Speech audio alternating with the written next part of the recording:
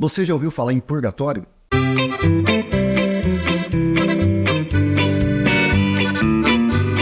Não é esse purgatório que eu estou falando. Eu estou falando daquela doutrina católica que ensina que aqueles que morreram na graça de Deus precisarão pagar os seus pecados em algum lugar depois da eternidade. Eles não são tão maus para ir para o inferno, mas também não tão bons para ir para o céu. Então, eles purgarão os seus pecados por um tempo determinado em um lugar, um terceiro lugar na eternidade, para aí sim estar apto para ir para o céu. Enquanto isso, os católicos aqui na Terra que ficaram, eles vão ajudar este defunto a galgar mais rápido essa libertação, oferecendo missas, penitências, fazendo rezas, enfim, são vários expedientes que eles usam aí para ajudar a pessoa a se libertar mais rapidamente do purgatório. E tem um detalhe, Maria também, todos os sábados, segundo a lenda católica, ela desce e liberta as almas do purgatório. É claro, você precisa ser devoto de Maria, senão você vai continuar no purgatório, meu amigo. Mas enfim, o que é o purgatório? Purgatório é uma doutrina criada pela Igreja Católica que não tem base bíblica alguma. E é sobre isso que eu quero falar com você nesse vídeo. Vamos chamar a nossa vinheta aí, depois da nossa vinheta nós voltaremos.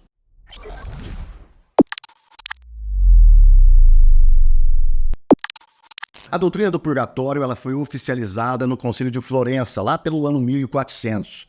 E o texto mais usado pelos apologistas católicos para tentar fundamentar biblicamente essa doutrina é o livro de 2º Macabeus. No segundo livro de Macabeus.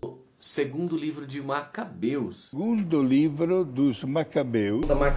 Vamos então ler o que diz o livro apócrifo 2º Macabeus. Sim, porque é um livro apócrifo, não faz parte do cânon judaico, mas os católicos oficializaram esse livro como deuterocanônico, que seria um segundo cânon, portanto inspirado por Deus, do Concílio de Trento, para poder fazer frente às acusações de Martinho Lutero contra a igreja corrupta daquela época.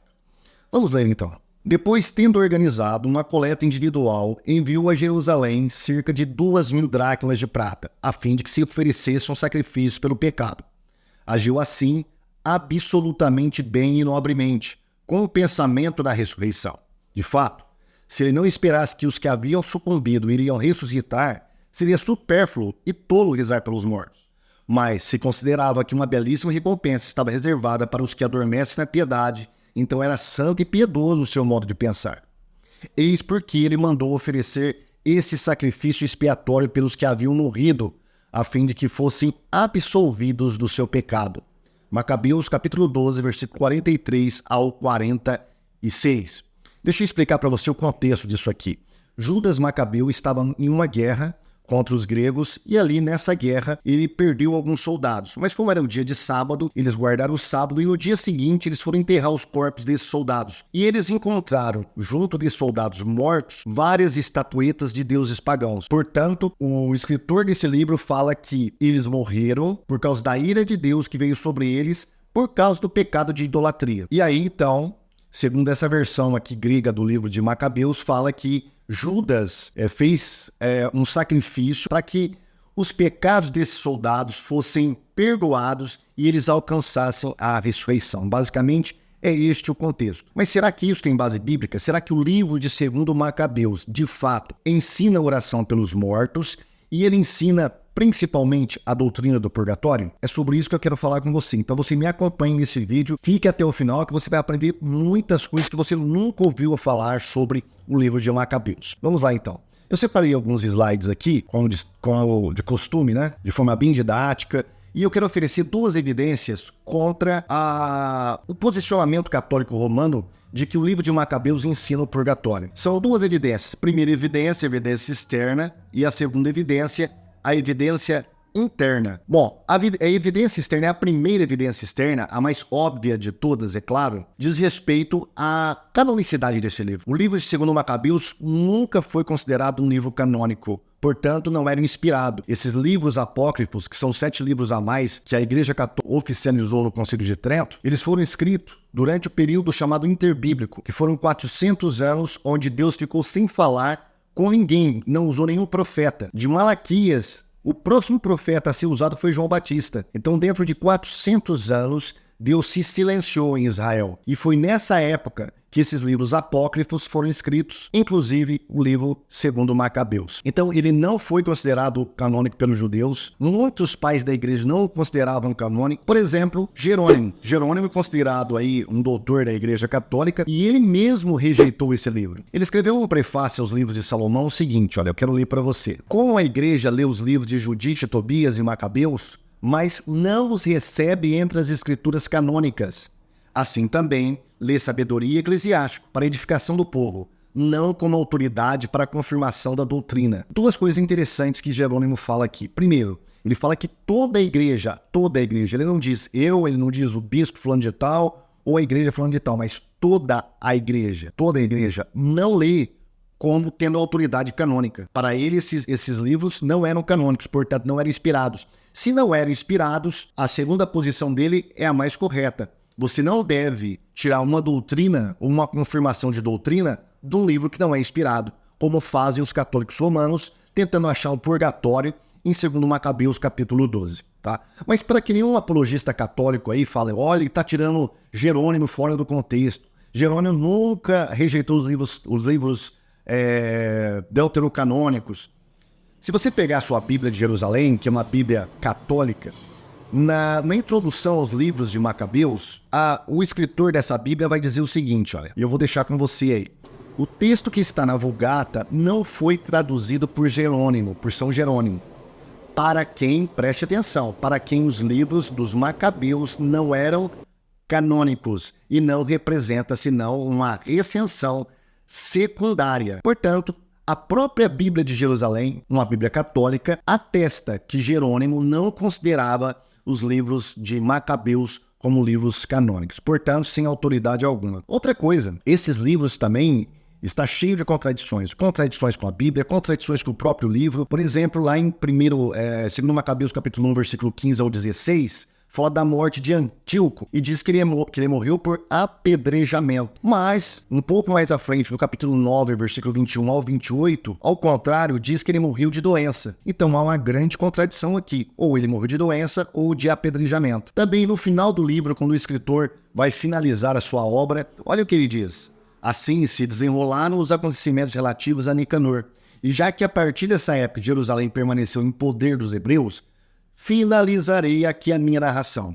E olha o que ele vai dizer. Se ela está felizmente concebida e ordenada, era este o meu desejo. Se ela está imperfeita e medíocre, é que não pude fazer melhor. É claro, isso aqui é uma declaração de que nunca foi inspirado pelo Espírito Santo, mas traduziu uma literatura humana, simplesmente humana. Ele fez o que ele pôde. E aí, mesmo assim, ele admite mediocridade e imperfeição nessa obra. Olha, pegue um livro de qualquer profeta que você não vai encontrar esse tipo de comentário no final dos livros, porque eles sabiam que eles estavam sendo instruídos e recebendo assim diz o Senhor. Ao contrário do escritor do livro de Macabeus. Lá no capítulo 14, versículo 41 ao 46, aparece o personagem Razis, ou Razes. E esse cara, ele tenta o suicídio, não é bem sucedido, e tenta uma segunda vez.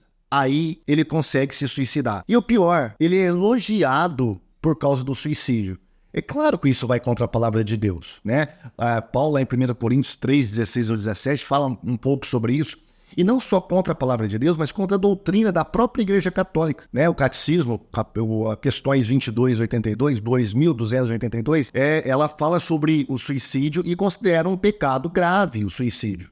Portanto, é pecado. Se é pecado, é claro que não poderia ser elogiado, não é? Então, algumas contradições aí que mostram que o livro, segundo Macabeus, não pode ser um livro inspirado. E só por isso, só por causa deste argumento, já desabaria toda a pretensão católica de tentar justificar uma doutrina através de um livro que não é inspirado, que nunca fez parte do cânon judaico, portanto, um livro sem autoridade nenhuma. Outra questão, não há nenhuma doutrina conhecida entre os judeus que fala sobre orar pelos mortos. Em nenhum lugar você vai encontrar no Antigo Testamento alguém incentivando a orar por profetas, orar por sacerdotes, por reis ou por algum judeu piedoso. Essa doutrina católica é desconhecida no Antigo Testamento. O que aconteceu ali em Macabeus capítulo 12 é muito parecido com o que aconteceu lá em Josué capítulo 7. Ali mostra em Josué o pecado de Acã, que ele roubou uma capa babilônica junto com alguns metais preciosos e escondeu na sua tenda. A sorte caiu sobre ele e sobre a sua família até chegar na pessoa de Acã. E ele foi considerado, então, um anátema para Deus. E ele foi apedrejado e foi morto pelo Senhor. Só que Josué não manda ninguém orar por ele, oferecer sacrifícios, fazer sufrágios, para ele alcançar a ressurreição final. Você não vai encontrar essa doutrina em nenhum lugar da Bíblia, mesmo tendo acontecimentos parecidos com o que aconteceu ali em 2 Macabeus, capítulo 12, com os soldados de Judas Macabeus.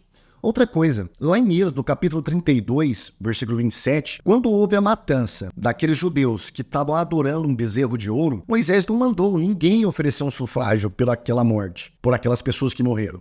De modo algum, não mandou orar pelos mortos, oferecer sacrifício para eles alcançarem a ressurreição final. Essa doutrina de orar pelos mortos é completamente desconhecida no Antigo Testamento. Mas isso aí começa na época de Judas. Se é que começa, como nós veremos. Vou trazer algumas evidências aqui de autoridades que colocam em dúvida se realmente Judas estava orando pelos mortos. Deixa eu mostrar para você aqui o depoimento de um dos grandes pesquisadores nessa área do purgatório, o Jacques Legoff. Ele escreveu um livro chamado O Nascimento do Purgatório, muito utilizado por várias pessoas, inclusive autoridades, teólogos. E ele diz assim, a respeito do livro de Macabeus, daquela época em que Judas Macabeus estava ali com seus soldados. Página 64. Deve-se, sem dúvida, recolocar neste contexto a passagem do segundo livro dos Macabeus, feito por um judeu de Alexandria, durante o meio século que precedeu a viagem de Diodoro. Testemunha ele da ausência do hábito de rezar pelos mortos na época de Judas Macabeu, cerca de 170 a.C., cujas inovações surpreendem, e da realidade desta prática entre certos judeus um século depois. Então, aquele argumento católico, que eu já vi muitos usarem, inclusive o padre Paulo Ricardo usa direto isso, falando que era uma fé da igreja, né, de 2000 anos de cristianismo, e que todos os judeus já oravam, né, faziam oração pelos mortos. Mentira. Aqui, esse historiador está dizendo que uma testemunha da época, ele disse claramente que, na época de Judas, ninguém entre os judeus orava pelos mortos. A não ser, chama isso de inovação, a não ser um certo grupinho. Nós vamos ver uma outra autoridade, também historiador, falando um pouco mais sobre isso. Mas aqui já deu para perceber que essa é uma inovação. Inclusive, ele usa a palavra inovação aqui, né? Muito interessante. Salomon Reinach, ele escreveu A Origem da Oração pelos Mortos, em francês, página 168. Ele diz o seguinte, portanto, dificilmente estamos enganados em admitir e mostrar que o panfleto em questão reflete em sua parte dogmática não a opinião geral do judaísmo. Está falando aqui de oração pelos mortos, mas a de um pequeno círculo judaico alexandrino. Lembre-se que tudo isso está no Egito, está ali em Alexandria do Egito. O livro de 2 Macabeus, todo o contexto dele ali está em Alexandria. E, segundo ele, apenas um grupinho de Alexandria, talvez utilizando práticas que eles observaram ali no Egito, começaram a orar pelos mortos. E ele prossegue. Tudo corrobora em provar que o costume de rezar pelos mortos foi introduzido no século I a.C., nas comunidades judaicas, especialmente nas do Egito, às quais pertencia o editor do segundo livro dos Macabeus. Então, praticamente, o que ele está dizendo é que isso não é uma prática do judaísmo, isso começou com uma inovação, como vimos nas palavras do próprio Legoff, uma inovação, e era restrita a um grupinho ali de Alexandria, no Egito. Então, os judeus desconheciam essa prática completamente. Então, é muito suspeito você querer se basear na oração pelos mortos, fazendo menção de uma parte histórica em que o judaísmo não conhecia de modo algum essa prática. Vamos prosseguir. A Nova Bíblia Americana, que é uma Bíblia católica, que você pode encontrar no site do Vaticano, está lá online no site do Vaticano, na nota de rodapé em 2 Macabeus, deste contexto que nós estamos lendo, ela diz o seguinte, esta é a declaração mais antiga da doutrina de que orações e sacrifícios pelos mortos são eficazes. A afirmação é feita aqui, entretanto, apenas com o propósito de provar que Judas acreditava na ressurreição dos justos. Veja, ela não fala em purgatório. Aqui o negócio é a ressurreição, não é purgatório. Isto é, ele acreditava que a expiação poderia ser feita por certos pecados de bons homens soldados que deram suas vidas pela causa de Deus. Assim, eles poderiam participar na ressurreição. Sua crença era semelhante, preste atenção, mas não exatamente igual à doutrina católica do purgatório. Então, o que ele está dizendo, o escritor dessa Bíblia está dizendo, é nada mais, nada menos do que, a gente pode até pegar algumas inferências ali, tem alguns elementos de oração pelos mortos, e isso pode ter alguma consequência sobre o purgatório, mas não é igual à doutrina do purgatório. De fato, é completamente diferente e, no meu modo de entender, é ausente, como nós veremos daqui a pouco. Não existe purgatório nesse livro de Macabeus. A Nova Enciclopédia Católica, volume 11, na página 824, diz o seguinte, olha. Se, no entanto, como muitos exegetas modernos esperam, o autor de 2 Macabeus considerou esses sacrifícios como necessários para a ressurreição escatológica dos soldados mortos, então, preste atenção que está em negrito, então essas passagens não se referem diretamente à doutrina do purgatório. E na página 825, olha o que essa enciclopédia vai dizer. A doutrina católica do purgatório se baseia na tradição, não na escritura sagrada. Pronto. Isso aqui já era para calar qualquer apologista católico que tenta basear purgatório na Bíblia, e especialmente segundo Macabeus. Não tem como. A própria enciclopédia está falando sobre isso. Segundo Macabeus, não ensina o purgatório, e o purgatório não pode ser considerado uma doutrina das escrituras sagradas. Não sou eu que estou dizendo, a própria literatura católica é que está falando sobre isso.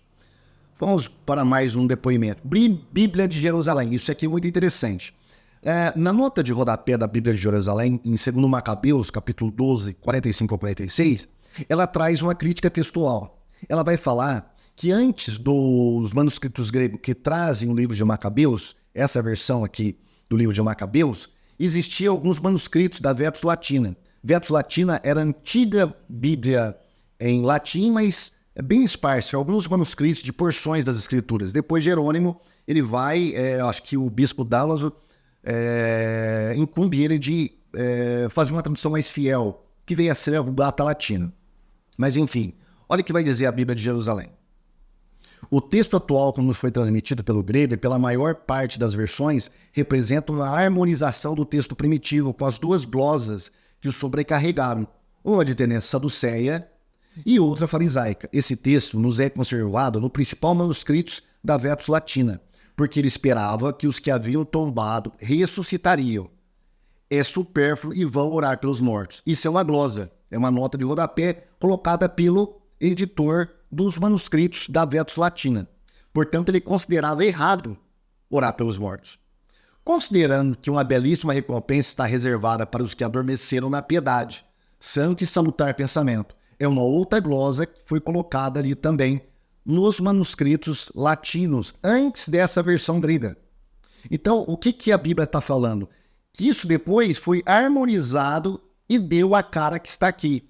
Portanto, há evidências que Judas Macabeus não estava orando pelos mortos. E isso é contrário aos editores ali daqueles manuscritos, ou pelo menos os escritores daquele manuscrito da Vetus Latina. Agora vamos para mais uma autoridade. Esse é um escritor de uma Bíblia, que eu acredito que é uma Bíblia católica. Não tenho certeza agora, não me lembro agora. É tantas pesquisas que a gente acaba confundindo.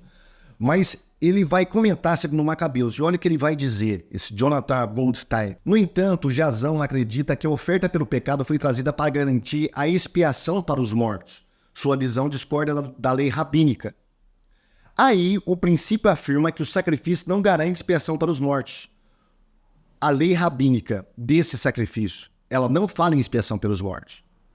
A experiência de que a própria morte é sua expiação, ou seja, através do martírio, seria uma expiação pelo pecado.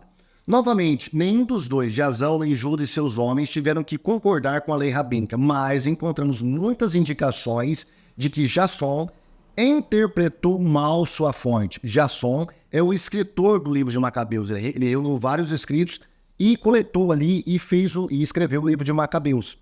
Então o escritor aqui, o comentarista, está falando que Jasson interpretou mal a sua fonte. As palavras que ele assumiu da fonte não se enquadram na sua opinião. Na verdade, as palavras sugerem que Judas e seus homens agiram em cumprimento literal de Levítico 4, 13 ao 21. E o que está escrito em Levítico 4, 13, 21?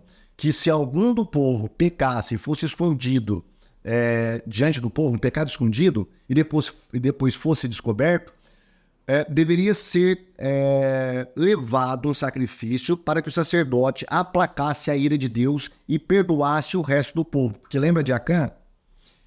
Acã pecou, mas todo Israel foi punido depois, com a derrota. Todo Israel foi punido. E era assim realmente. Né? Uma pessoa pecava, e a casa inteira dele era punido. Aqui é o mesmo princípio. Só que Levítico 4, 13, 21 não fala sobre oração pelos mortos ou oferecer sacrifício pelos mortos. É pelos vivos. Então, o que esse escritor está falando? Está falando que Jasson, o escritor do livro de Macabeus, interpretou errado o que Judas Macabeus estava fazendo. O que Judas Macabeus estava fazendo, na verdade, era em cumprimento da lei mosaica de Levítico 4, 13, 21. Não tinha nada a ver em oferecer sacrifício pelos mortos.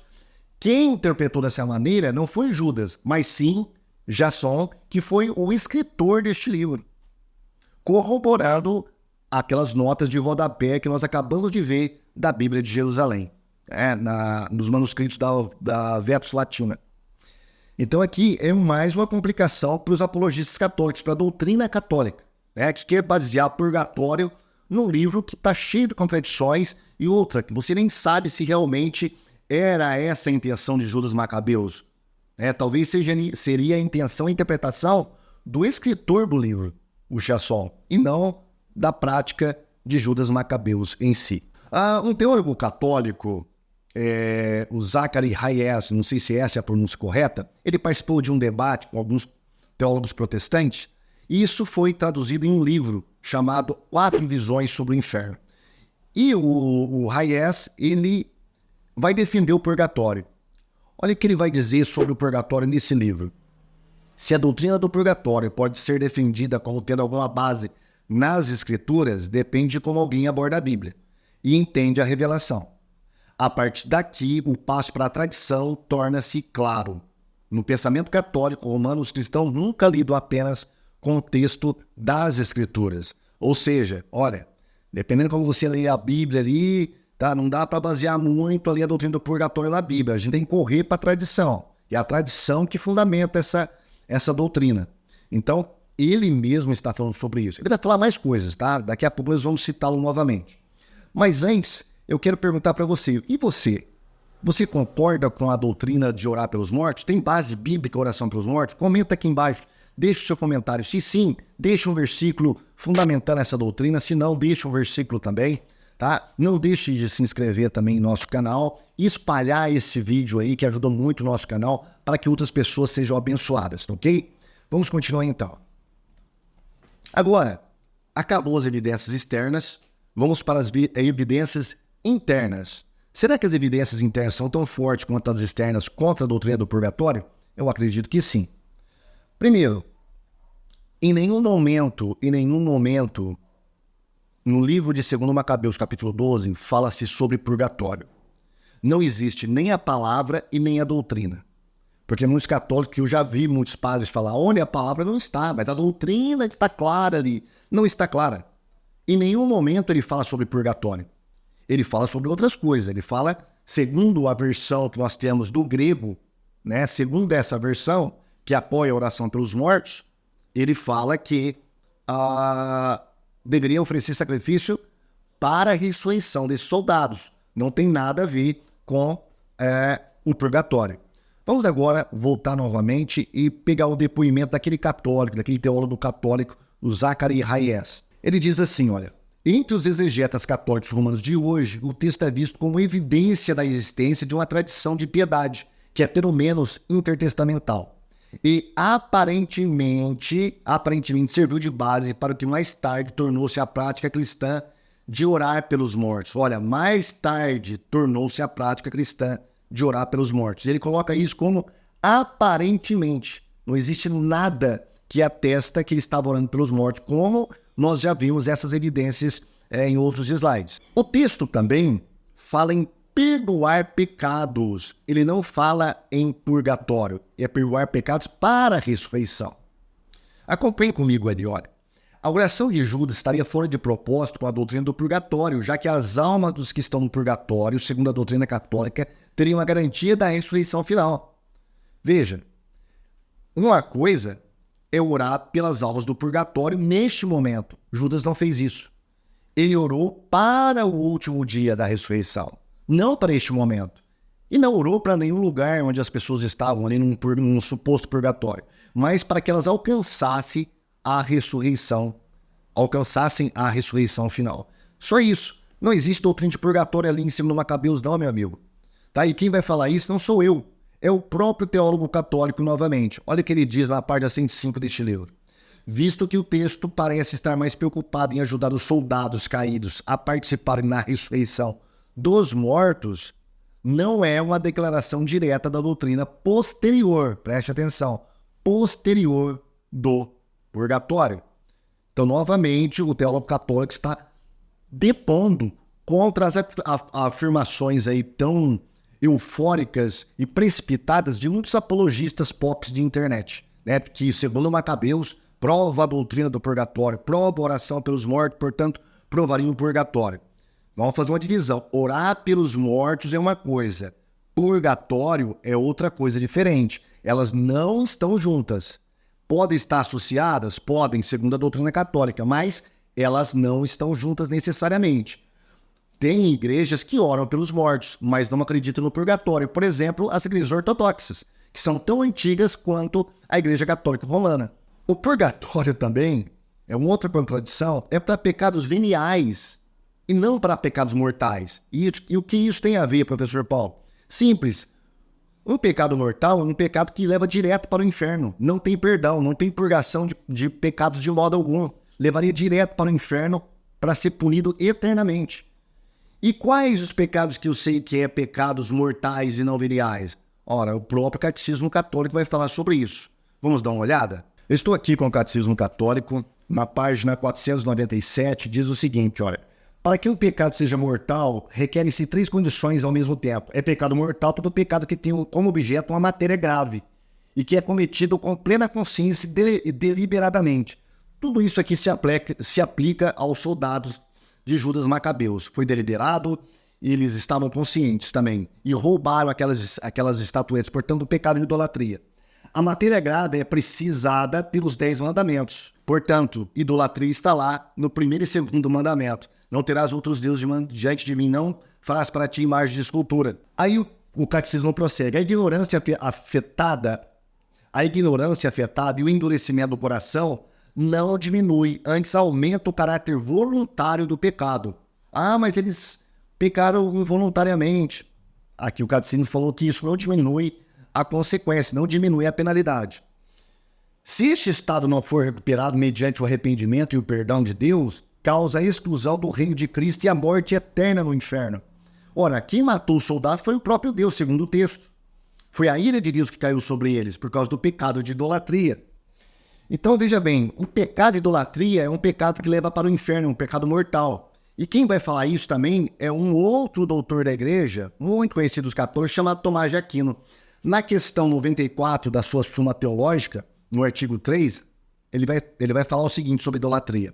Se a idolatria é o mais grave dos pecados, aí ele vai dar a solução. A dupla luz podemos considerar a gravidade de um pecado relativamente ao próprio pecado. E então, o de idolatria de todos, o mais grave, é o mais grave. Por quê? Porque leva para o inferno. E isso está em consonância com a palavra de Deus. Porque quando a gente vai para o Novo Testamento, nós vamos encontrar a condenação desses pecados. 1 Coríntios, capítulo 6, versículo 9 e 10, olha o que Paulo escreve aos Coríntios. Ou não sabeis que os injustos não herdarão o reino de Deus?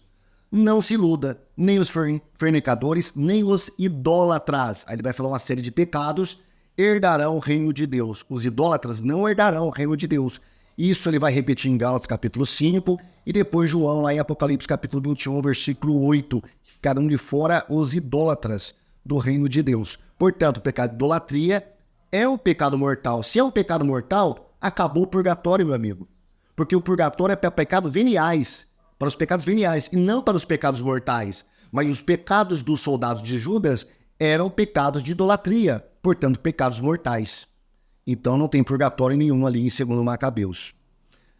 Bom, isso é uma boca de sinuca aí para os nossos amigos católicos, né? Quero ver como que eles vão responder a essas questões, né? Nós vimos várias autoridades, eu não falei nada, eu citei apenas autoridades católicas que depõem contra a doutrina do purgatório em 2 Macabeus. Mostrei na Bíblia Sagrada, citei teólogos católicos, citei patrística, citei Tomás de Aquino, citei Jerônimo, né? Então, não tem para onde fugir. 2 Macabeus não ensina a doutrina do purgatório e é muito duvidoso que ensinou também oração pelos mortos. Você aprendeu? Olha quantas coisas que você não sabia sobre essa doutrina do purgatório, querer se basear ali no 2º livro de Macabeus. Espero que você tenha aprendido isso, tá? Fique com Deus e até o próximo vídeo, se assim o Senhor permitir.